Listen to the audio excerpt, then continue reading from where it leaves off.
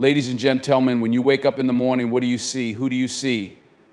Do you look at yourself and see someone capable of greatness, or do you see a person struggling with doubts, wondering if you have what it takes to succeed? The thing about self-confidence is that it's not something you're born with. It's something you cultivate, something you nurture, something you believe in so strongly that you become a force to be reckoned with. And it all starts with you. It starts with how you see yourself. Let me tell you something right now, you are enough. You are more than enough. In fact, you are everything you need to be. The question is, do you believe it? Because if you don't, that's where we have to start. Self-confidence is a choice. It's an attitude. And it's not always easy to find, especially when the world around you is throwing obstacles in your way, telling you that you're not good enough, that you're too young or too old, too inexperienced, too whatever. But let me tell you, the world is wrong. You've got to stop listening to the noise and start tuning into the voice inside you, the voice that says, I can do this, the voice that says, I'm not afraid to fail, because failure is just part of the process. There's a lot of talk these days about imposter syndrome, that feeling you get when you're doing something new, something big, something outside of your comfort zone, and you feel like a fraud. You feel like you're not worthy of the success you've achieved. You feel like you don't belong. Let me tell you something, everybody feels like that. Every successful person has felt like that at some point. The difference is, they didn't let it stop them. Do you think I've always been the confident, bold, determined person you see today? Do you think I walked onto my first film set and knew exactly what I was doing? Heck no. I remember stepping onto that stage for the first time, just like many of you might have in your own lives, wondering if I was good enough, wondering if I was talented enough. And there were times when I didn't get the role, when I got knocked down, when I faced rejection after rejection. But each time I got back up, because I had to believe in myself. What I want you to understand is that self-confidence isn't about being perfect. It's not about having all the answers. It's about showing up. It's about being willing to take that first step, even when you don't know exactly where you're going. It's about believing that no matter the outcome, you've got what it takes to keep going, to learn, to grow, to adapt, to evolve. There will be days when it feels like everything is going wrong, when the pressure is mounting and the fear is real. But that's when your self-confidence matters the most. It's easy to be confident when everything is going smoothly, when you're winning, when you're on top of the world. But the real test of your confidence is how you respond when things get tough. How do you respond when you face setbacks? How do you respond when you face failure? And trust me, failure is coming, it will come. You're not going to get everything right the first time, the second time, or even the 10th time. But failure is just part of the process. It's not a reflection of who you are. It's a lesson. It's a tool. When you fail, you learn. And when you learn, you grow stronger. If you let failure break you, then you're never going to get to the other side. But if you embrace it, if you let it teach you, you'll come out of it better than you were before. One of the things that I think a lot of people miss when they think about self-confidence is that it's not just about you. It's about your belief in others as well. You've got to lift others up. When you show confidence in yourself, it encourages others to believe in themselves too. We rise together. Confidence is contagious. When you believe in your own potential, you inspire those around you to do the same. But that starts with you. It starts with what you believe. Now, I know there are some of you out there who are struggling with your own self-worth. You've been told your whole life that you're not good enough, that you're not smart enough, that you're not talented enough. But I'm telling you right now, that's a lie. The truth is, you have everything you need inside of you to succeed. The question is, are you going to trust yourself? Are you going to put in the work to make it happen? People often ask me about the secret to my success, like there's some magical formula, some secret sauce that I've discovered. But there's no secret. The truth is, it's about consistency. It's about work. It's about showing up day in and day out and doing the work, even when it gets tough, even when you don't feel like it. Self-confidence doesn't come from external validation. It doesn't come from what other people say about you or think about you. It comes from within. It comes from how you view yourself, how you see your potential, and how much you're willing to work to reach it.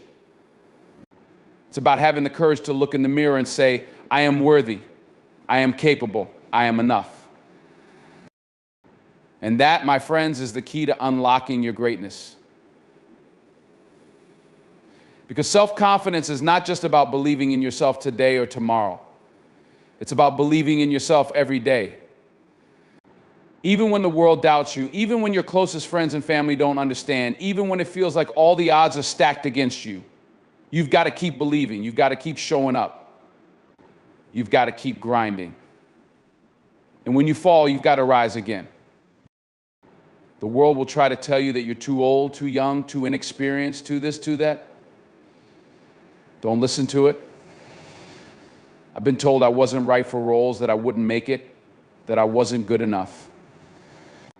But let me tell you, when you believe in yourself, the world has no choice but to believe in you too. You set your own standards. You define your own worth. Don't let anyone else tell you what you can or can't do. Self-confidence isn't about bragging or being arrogant. It's about knowing your worth and owning it. It's about standing tall in the face of adversity, understanding that you have what it takes to navigate through the tough times. And there will be tough times.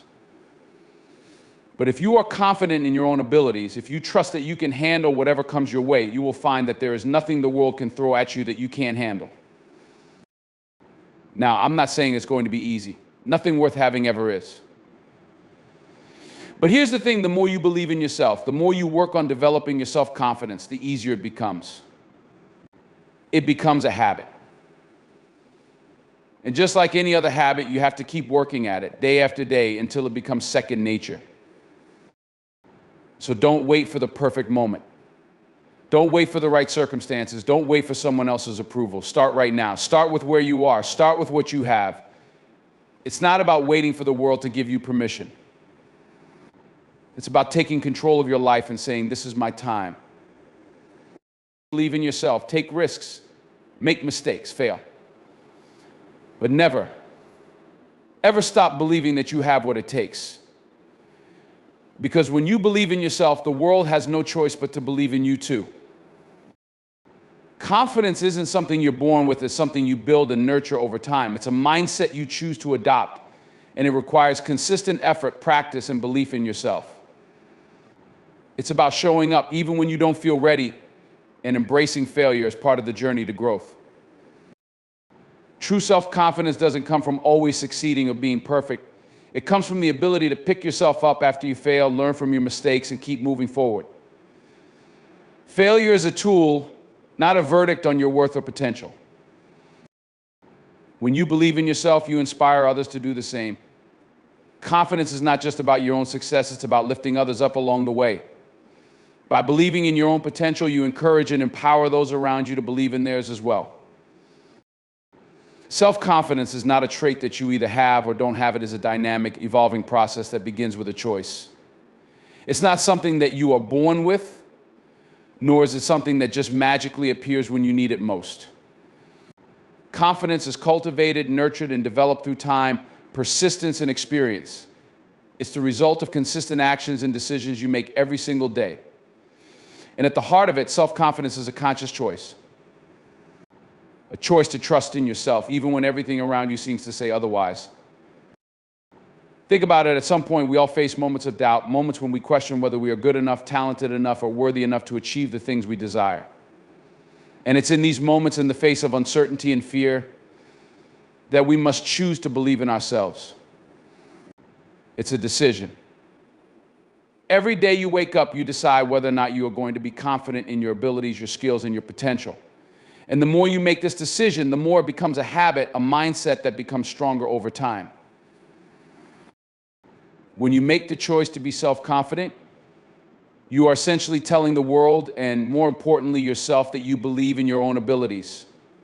You believe that you are worthy of success, of happiness, and of achieving the goals you've set for yourself. And that belief doesn't happen overnight. It's something that has to be built layer by layer, like a foundation. Without a strong foundation, everything you build on top of it will be unstable, fragile. It's the same with confidence. If you don't actively choose to build it, it won't come. If you don't work on strengthening your confidence every day, it will start to wither and fade. But how do you build this kind of self-confidence? The process involves not just believing in yourself, but actively engaging in behaviors and practices that reinforce your belief. It's about taking responsibility for your life and your choices and recognizing that the way you think about yourself has the power to shape your reality. It all starts in your mind. One of the first steps in building self-confidence is choosing to focus on your strengths rather than your weaknesses. It's so easy to get caught up in self-criticism, to dwell on the things you wish you could do better or the areas where you feel inadequate. But focusing on what you can't do or what you perceive as flaws only weakens your sense of self-worth. Instead, take the time to reflect on what you're good at. What are your natural talents? What skills do you already possess? Maybe you're a great communicator, or perhaps you have a talent for problem solving. Maybe you're a natural leader or someone who can make people feel seen and heard. These strengths are not insignificant. They are powerful tools that, when recognized and celebrated, can fuel your confidence. Building self-confidence also requires you to let go of perfectionism. Perfectionism is a silent killer of self-belief because it sets an impossible standard. No one can be perfect. No one can avoid mistakes. The key to building confidence is learning to embrace imperfection and recognize that making mistakes is simply part of the process. Mistakes don't define who you are. They are opportunities for growth, learning, and improvement. If you've ever fallen short of a goal or failed at something, you know how devastating it can feel in the moment. But rather than letting that failure define you, use it to fuel your growth. Every mistake is an opportunity to come back stronger, smarter, and more resilient. Confidence is also built through action. The more you do something, the more competent you become. And the more competent you become, the more confident you feel. This is why you often hear people say that confidence comes from competence. You build confidence by putting yourself in situations where you can learn, grow, and improve.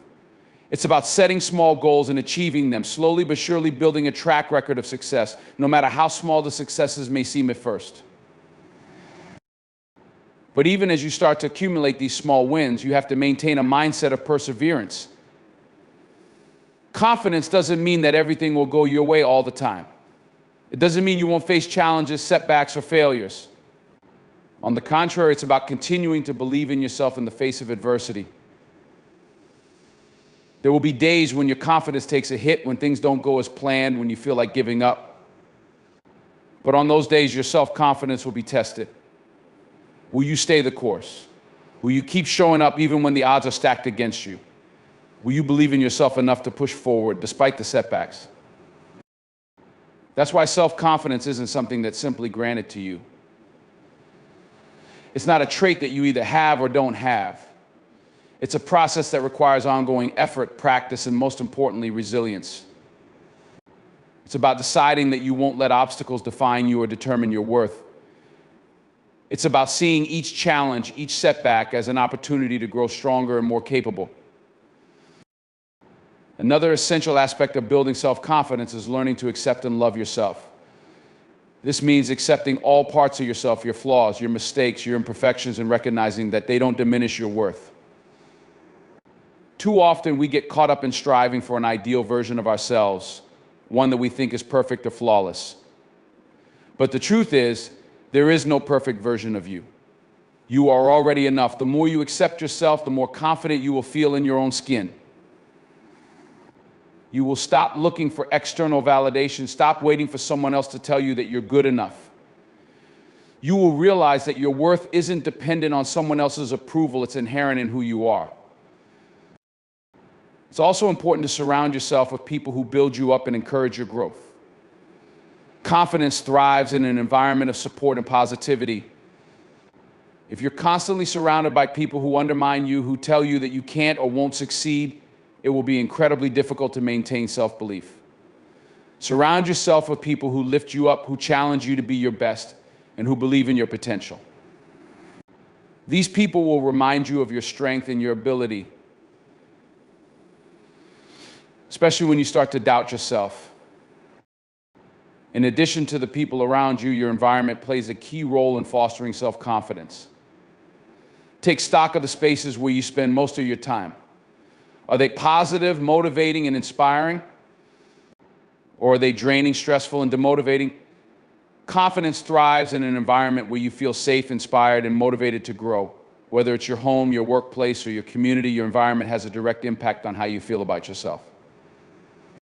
When you create a positive, empowering space for yourself, you make it easier to cultivate self-belief. But at the end of the day, it all comes back to the choice. It comes back to the decision you make every morning when you wake up and look in the mirror. Will you choose to believe in yourself, or will you let fear and self-doubt take over? Will you commit to the process of building your confidence even when it's hard, even when it feels uncomfortable, even when you're not sure what the outcome will be? Self-confidence is not an overnight transformation, it's a long-term commitment. It's a journey, not a destination. And every step you take toward building it will bring you closer to becoming the best version of yourself. There will be setbacks along the way. There will be days when you don't feel confident at all. But as long as you keep choosing to believe in yourself, you will continue to grow stronger, more capable, and more unstoppable. Confidence is not about perfection. It's not about having all the answers or being without flaws. It's about trusting yourself, even when things are uncertain, even when the road is hard, and even when the world seems to tell you otherwise. It's about choosing to show up day after day with the belief that you have everything you need inside of you to succeed. Failure and setbacks are often seen as the enemy of success, a force to be avoided at all costs. We live in a culture that prizes perfection and instant results, a society that frequently overlooks the long road to achievement in favor of quick fixes and immediate gratification. We see the highlight reels of successful people, athletes, entertainers, business leaders, and think that their journeys were smooth, that their paths were linear, and that success came easily to them. But if you look closely at their stories, you'll notice something crucial: failure and setbacks were an essential part of their success. To truly understand success, you need to embrace the fact that failure is not a detour from the path to success, it is the path. Setbacks are not signs that you are doing something wrong or that you are unqualified. They are part of the process of growth, learning, and eventually succeeding. Failure is an invaluable teacher, and if you are willing to learn from it, it can guide you to places you never imagined. One of the most important things to recognize is that failure is inevitable. It's not something that happens to other people or something that happens once and then is done with. Failure is part of every person's journey. The key to success is not avoiding failure, but learning how to handle it, how to rise from it, and how to grow stronger because of it. When you're building a life of success, failure isn't something you can run from. It's something you need to run toward. Not in the sense of seeking failure for failure's sake, but rather in the understanding that the road to success is never a straight line. It's a series of zigzags, detours, and yes, some dead ends. It's often said that failure is the mother of success, and there's truth in that. Think about all the successful people who were told no over and over and over again. Thomas Edison, for example, failed thousands of times before inventing the light bulb. In fact, he said, "I have not failed. I've just found 10,000 ways that won't work." He understood that each failure was just a step toward the ultimate success. He didn't let the failures define him, and he didn't let them stop him from continuing to move forward. Another great example is Michael Jordan, often regarded as the greatest basketball player of all time. But did you know that Michael Jordan was cut from his high school basketball team? He was rejected, overlooked, and told that he wasn't good enough. How did he respond to failure? By getting better. He practiced harder, pushed himself further, and worked relentlessly to turn his weakness into strength. In fact, Jordan himself once said, "I've missed more than 9,000 shots in my career. I've lost almost 300 games. 26 times I've been trusted to take the game-winning shot and missed. I've failed over and over and over again in my life. And that is why I succeed." These stories show us that failure is not a reflection of our worth. It's not a personal judgment. It's an opportunity for us to grow, to learn, to understand what works and what doesn't, and to refine our approach. The important thing is not to let failure break you. Failure does not define you. How you respond to it does. If you allow yourself to be crushed by the weight of your setbacks, then you will miss the chance to learn from them. If you use them as stepping stones, however, you will grow stronger and more capable with every challenge you face. When we experience setbacks, it's easy to feel discouraged, to feel like we've taken a wrong turn or that we're not cut out for the journey. The truth, though, is that failure often redirects us. Sometimes what we think we want or where we think we're headed isn't actually the best path for us. It's only through failure that we begin to realize the true nature of our goals and values. Setbacks force us to reevaluate our strategies, to adjust our plans, and to shift our approach. Take the example of J.K. Rowling, who faced countless rejections before the first Harry Potter book was published. At the time, she was a single mother living on welfare, and the idea of publishing a book seemed like a pipe dream. But she didn't let the rejections define her. She continued writing. She didn't allow the setbacks to convince her that her dream was impossible. She believed in herself, believed in her story, and pushed through those moments of rejection. Now, the Harry Potter series is one of the best-selling book franchises of all time. Rowling's setbacks didn't stop her. They propelled her toward a success she couldn't have imagined at the beginning. What these stories teach us is that failure is not an endpoint, it's a lesson. Every time you fail, you get an opportunity to learn something new about yourself, about your work, and about the world around you. Failure teaches you what doesn't work, and in doing so, it helps you understand what does. This is where the real growth happens. You can read all the self-help books, attend all the seminars, and talk to all the mentors you want, but the most valuable lessons come when you are tested, when you face obstacles, when you experience failure and have to pick yourself up again. One of the greatest misconceptions about failure is that it is permanent. People often assume that one failure means they will never succeed. This mindset holds people back and prevents them from reaching their full potential. In reality, failure is temporary. It's a phase, a chapter in a larger story. It might be painful in the moment, and it might sting, but it's important to remember that you can always recover. In fact, the only way you fail for good is if you quit. As long as you keep trying, keep learning, and keep pushing forward, there is always an opportunity to come out stronger on the other side.